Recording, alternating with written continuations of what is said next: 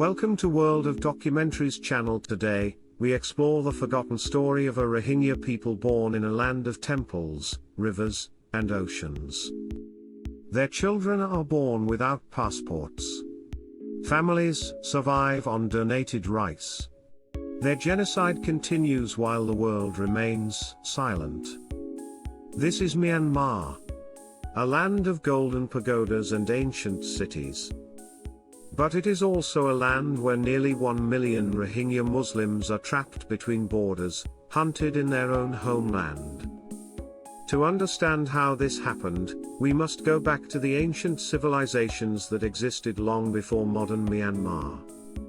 From kingdoms to camps, the Rohingya story, Part 1.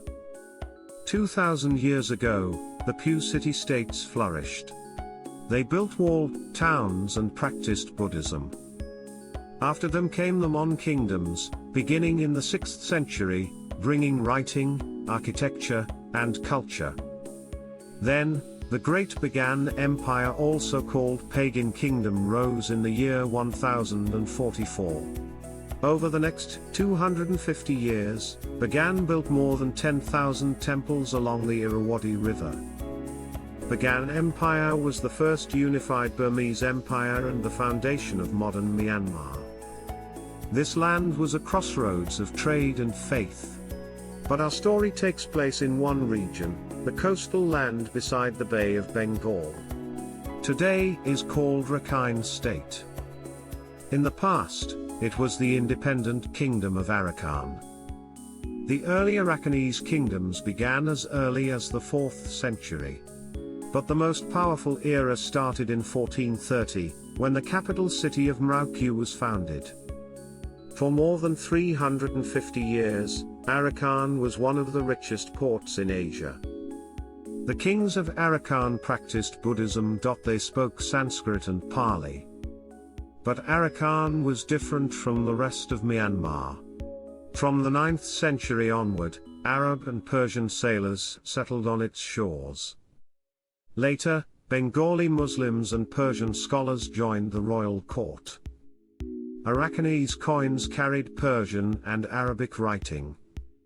Some kings adopted Muslim-style titles while remaining Buddhist. Min Mon, founder of Mraukyu dynasty, Muslim title was Sultan Suleiman Shah. Mosques and Buddhist temples stood side by side.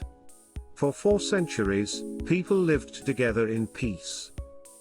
From these families and these centuries of settlement, a Muslim community grew in Arakan. Today, we call them the Rohingya. But no kingdom lasts forever. In December of 1784, the Burmese Konbaung dynasty invaded Arakan. The ancient capital, Mraukyu, was captured. Temples were burned. Villages destroyed. More than 200,000 people fled across the Naf River into Bengal. For the Rohingya, 1784 became the first great tragedy. A homeland lost. People scattered. 40 years later, another empire arrived. In 1824, the First Anglo-Burmese War began.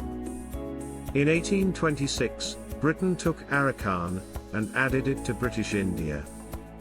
The British turned Arakan into a rice-exporting province. They built ports and roads. And between 1826 and 1940, they brought laborers from Bengal to work in the rice fields, among them many Rohingya population who fled in 1784. Colonial paperwork then labeled them as foreigners. Anyone whose family lived in Arakan before 1826 was called a native.